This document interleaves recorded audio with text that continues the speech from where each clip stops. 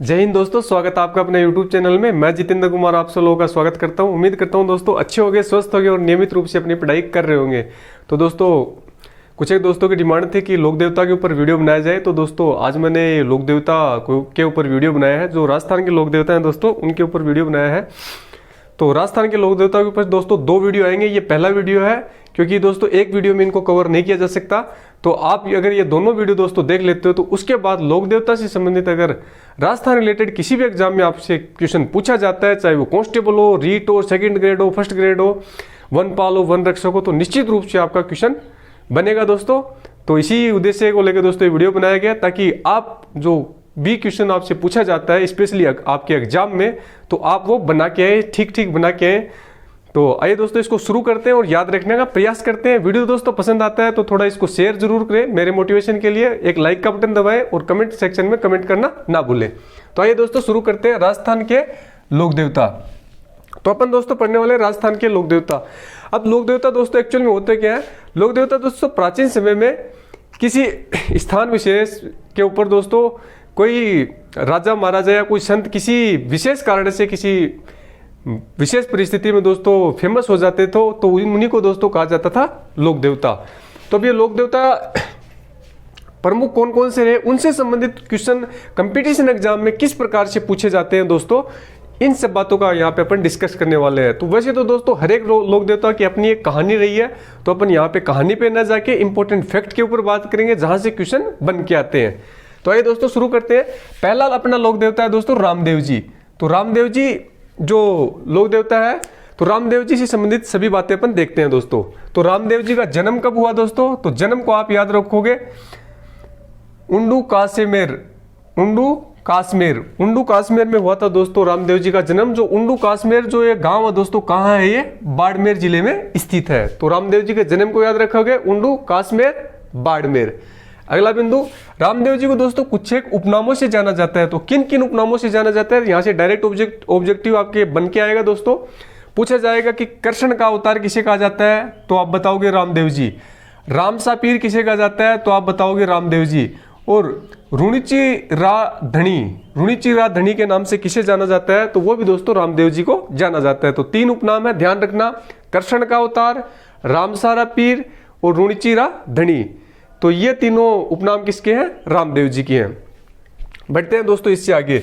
रामदेव जी के जो गुरु थे दोस्तों, तो गुरु कौन थे? गुरु का नाम याद रखिएगा, बालीनाथ थे इसके गुरु। बढ़ते हैं दोस्तों इससे आगे। रामदेव जी की जो समाधि है दोस्तों, तो रामदेव जी की समाधि कहाँ स्थित है? काफी बार पूछा गया क्वेश्चन है दोस्तों। तो रामदेव जी की समाधि को पहली बार तो ये पूछा जाता है कि क्या कहा जाता है? तो ध्यान रखिएगा, रामदेव जी की समाधि को कहा जाता है दोस्तों रामदेवरा कहा जाता है। और ये कहाँ स्थित है दोस्तों? ये रुणेचा के अंदर स्थित है। और यह भी दोस्तों पूछा जाता है कि रामदेव जी का मेला कहां लगता है? तो रुणेचा जैसलमेर में या रामदेवरा जैसलमेर, आप राइट आंसर बताओगे। तो यहीं पे दोस्तों लगता है, रामदेवरा के ऊपर ही लगता है मेला रामदेव जी का। तो मेला भी रुणेचा या रामदेवरा के ऊपर लगता है। तो समाधि रामदेवरा, रुणेचा और मेला भी यहीं लगता है। अगला बिंदु, मेले की विशेषता। दोस्तों ये काफी अच्छा क्वेश्चन है, काफी बार पूछा गया क्वेश्चन है।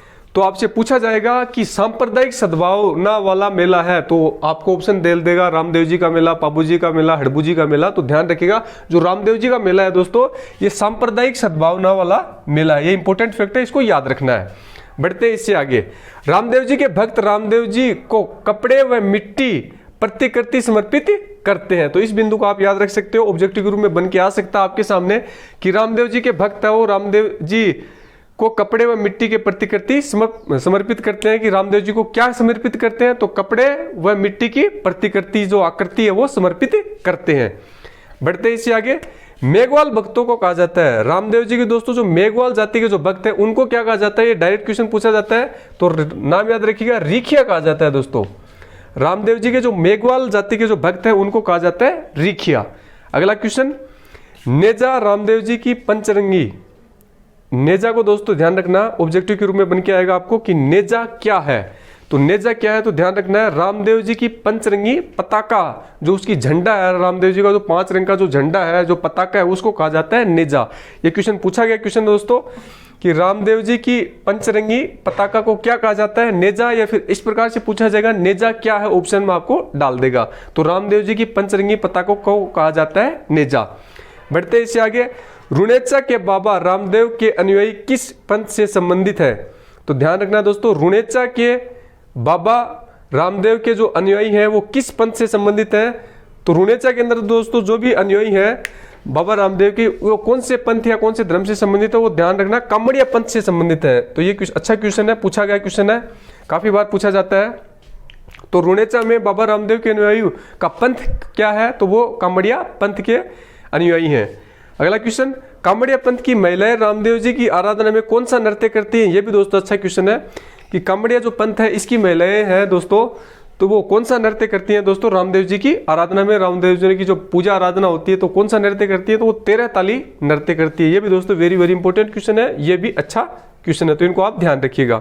तो आइए दोस्तों एक बार इसको रिकॉल करते हैं और याद रखने का प्रयास करते हैं। सबसे पहले जन्म उंडू काश्मीर बाड़मेर, उपनाम कृष्ण का अवतार, रामसा पीर, रुणिचिरा धनी। गुरु कौन थे, बालीनाथ थे इसके गुरु। रामदेव जी की समाधि कहाँ है, रामदेवरा के अंदर स्थित है जो रुणेचा में है, और यहीं पे लगता है रामदेव जी का मेला। उसके बाद बढ़ते हैं मेले की विशेषता। रामदेव जी के मेले की विशेषता दोस्तों स्पेशल है कि सांप्रदायिक सद्भावना वाला ये मेला रहा है। उसके बाद देखते हैं रामदेव जी के भक्त रामदेव जी को कपड़े व मिट्टी की प्रतिकृति समर्पित करते हैं।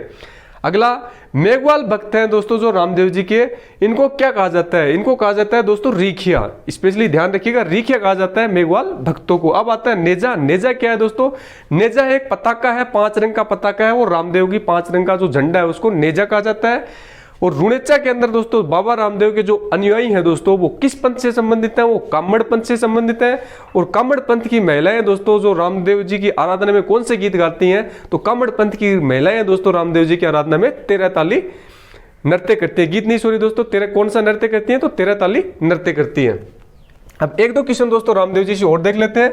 रामदेव जी का जो मेला है दोस्तों जो रामदेवरा रुणेचा में लगता है, इसको एक उपनाम से जाना जाता है, इसको मारवाड़ का कुंभ भी कहा जाता है। तो ध्यान रखना, मारवाड़ का कुंभ किसे कहा जाता है, रामदेव जी के मेले को मारवाड़ का कुंभ भी कहा जाता है। और ये कब लगता है दोस्तों, ये दोस्तों काफी बार पूछा गया है। तो भाद्रपद शुक्ल द्वितीया, भाद्रपद शुक्ल द्वितीया को लगता है रामदेव जी का मेला, इसको आप ध्यान रखोगे। एक क्वेश्चन दोस्तों और आप ध्यान रख सकते हो रामदेव जी से, 13 ताली नृत्य का जो मुख्य केंद्र है दोस्तों, ये भी दोस्तों पूछ लिया जाता है, जो 13 ताली नृत्य का मुख्य केंद्र कौन सा है, तो मुख्य केंद्र याद रखोगे पादरला पाली है। पादरला पाली दोस्तों 13 ताली नृत्य का मुख्य केंद्र है, कहीं आप जैसलमेर मत बता देना, तो पादरला पाली है इसका मुख्य केंद्र। और 13 ताली नृत्य के मुख्य कलाकार की दोस्तों अपन बात करें कि इसके प्रमुख कलाकार कौन कौन से हैं, तो नाम याद रखोगे, मांगीबाई है इसकी और लक्ष्मण दास कामड़ है। तो 2 नाम है, मांगीबाई व लक्ष्मण दास कामड़। तो उम्मीद करता हूं दोस्तों दोनों नाम आपके याद हो चुके होंगे। इन दोनों क्वेश्चन को वापस रिपीट करते हैं। रामदेव जी का मेला को क्या कहा जाता है, मारवाड़ का कुंभ कहा जाता है। कब लगता है, भाद्रपद शुक्ल द्वितीया को ये लगता है। और 13 ताली नृत्य का मुख्य केंद्र दोस्तों पाली के अंदर है पादरला, और मुख्य कलाकार मांगीबाई है दोस्तों, और एक और है लक्ष्मण दास कामड़। तो ये आपको ध्यान रखने हैं। आप इतने फैक्ट दोस्तों रामदेव जी से याद रखोगे तो निश्चित रूप से चाहे आप किसी भी कंपटीशन एग्जाम की तैयारी करो, आपका क्वेश्चन निश्चित रूप से बनेगा। अब दोस्तों अपन देखते हैं अगले जो लोक देवता है गोगा जी। गोगा जी का जन्म कब हुआ दोस्तों, गोगा जी का जन्म हुआ दोस्तों ददरेवा चूरू के अंदर। उनके पिताजी कौन थे, तो गोगा जी के पिताजी रहे हैं दोस्तों जेवर। ये भी पूछा गया क्वेश्चन है दोस्तों। तो गोगा जी के पिताजी हैं जेवर, और इनके गुरु का नाम भी आपको ध्यान रखना है। गुरु का नाम है दोस्तों गोरखनाथ। तो गुरु से गोरखनाथ आप याद रख सकते हो, पिताजी का नाम जेवर आपको याद रखना है। बढ़ते इससे आगे, गोगा जी को किन किन उपनामों से जाना जाता है, तो गोगा जी को दोस्तों जाहर पीर कहा जाता है, और सांपों के देवता भी इसको कहा जाता है। तो 2 उपनाम है, जाहर पीर और सांपों के देवता। तो दोनों एक दूसरे से मिलते जुलते हैं, आसानी से याद रह जाएंगे। और जाहर पीर दोस्तों गोगा जी को किसने कहा, ये महमूद गजनवी ने कहा था गोगा जी को जाहर पीर। तो ये भी आपको ध्यान रखना है। बढ़ते इससे आगे, प्रमुख स्थान, गोगा जी से संबंधित प्रमुख स्थान कौन कौन से हैं, यहां से काफी प्रकार के ऑब्जेक्टिव बन के आते हैं दोस्तों। दो प्रकार से ऑब्जेक्टिव बनते हैं। एक तो आपको डायरेक्ट पूछ लेगा कि गोगा जी की ओल्डी कहाँ स्थित है, तो सांचौर जालोर आप बताओगे, या फिर इस प्रकार से पूछेगा कि निम्न में से कौन सा स्थान गोगा जी से संबंधित नहीं है। तो तीन अगर आप याद रखोगे तो चौथा आप ऑप्शन आसानी से अलग कर पाओगे। तो देखिएगा दोस्तों, तीन प्रमुख स्थान नाम याद रखने हैं। शीश मेड़ी या फिर इसको शीर्ष मेड़ी भी कहा जाता है। शीश मेड़ी या शीर्ष मेड़ी कहाँ स्थित है, ये ददरेवा चूरू में स्थित है। उसके बाद बात करते हैं घूर मेड़ी। जो घूर मेड़ी है दोस्तों, घूर मेड़ी कहाँ स्थित है, ये घूर मेड़ी गोगा मेड़ी में स्थित है, जो नोहर हनुमानगढ़ में है। और उसके बाद करते हैं दोस्तों गोगा जी की ओल्डी। गोगा जी की ओल्डी कहाँ स्थित है, ये जो स्थान है दोस्तों ये सांचौर जालोर में स्थित है। तो तीनों स्थानों को आप याद रखोगे, शीर्ष मेड़ी, धूर मेड़ी और गोगा जी की ओल्डी, ददरेवा, नोहर और सांचौर। तो उम्मीद करता हूं ये याद हो चुके होंगे। बढ़ते हैं इससे आगे। गोगा जी को जो मेला है दोस्तों, तो गोगा जी का मेला कब लगता है दोस्तों, तो मेला लगता है दोस्तों भाद्रपद कृष्ण नवमी को। और वैसे आप इसको अगर इजी शब्दों में कैसे अगर एक्सप्लेन करना चाहो तो आप बता सकते हो, गोगा जी का मेला है दोस्तों वो गोगा नवमी को लगता है। तो ऑप्शन में आपको गोगा नवमी मिल सकता है और भाद्रपद कृष्ण नवमी भी मिल सकता है। तो मेले को ध्यान रखोगे, मेला कब लगता है, गोगा नवमी को। और गोगा नवमी कब आती है, भाद्रपद कृष्ण नवमी को आती है गोगा नवमी। बढ़ते हैं अगले क्वेश्चन की ओर। गोरक्षार्थ महमूद गजनवी के साथ युद्ध किया था। इंपॉर्टेंट क्वेश्चन है दोस्तों, काफी बार पूछा गया है कि गायों की रक्षा करते हुए गायों की रक्षा के लिए युद्ध करते हुए महमूद गजनवी के साथ युद्ध किसने किया। गायों की रक्षा के लिए महमूद गजनवी के साथ युद्ध किसने किया था दोस्तों, तो ध्यान रखना है गोगा जी ने किया था। गोगा जी का पूजा स्थल, ये दोस्तों इंपॉर्टेंट है, इसको ध्यान रखना है। गोगा जी का पूजा स्थल को वो किस वृक्ष के नीचे है, तो ध्यान रखना खेजड़ी वृक्ष के नीचे बनाया जाता है गोगा जी का पूजा स्थल। और गोगा जी के मंदिर को क्या कहा जाता है, ये भी काफी बार पूछा जाता है। गोगा जी के मंदिर को कहा जाता है दोस्तों मेड़ी, मेड़ी कहा जाता है गोगा जी के मंदिर को। और गोगा जी किसके समकालीन थे, तो जैसा कि अपन ने बताया कि गायों की रक्षा के लिए इन्होंने महमूद गजनवी के साथ युद्ध किया था, तो ये सीधी सी बात है महमूद गजनवी के समकालीन थे। तो उम्मीद करता हूं गोगा जी से संबंधित फैक्ट आपके याद हो चुके होंगे। आइए दोस्तों रिकॉल करते हैं। गोगा जी का जन्म ददरेवा चूरू, पिता कौन थे, जेवर थे, गुरु गोरखनाथ, उपनाम जाहर पीर, सांपों वाले देवता जाहर पीर, इसको महमूद गजनवी ने कहा। उसके बाद प्रमुख स्थान शीश मेड़ी, धूर मेड़ी और गोगा जी की ओल्डी। शीश मेड़ी है वो ददरेवा में है, धूर मेड़ी है वो नोहर हनुमानगढ़ में है, और गोगा जी की ओल्डी है वो सांचौर जालोर में है। मेला कब लगता है, गोगा नवमी को लगता है। और गोगा नवमी कब आती है दोस्तों, भाद्रपद कृष्ण नवमी को आती है गोगा नवमी।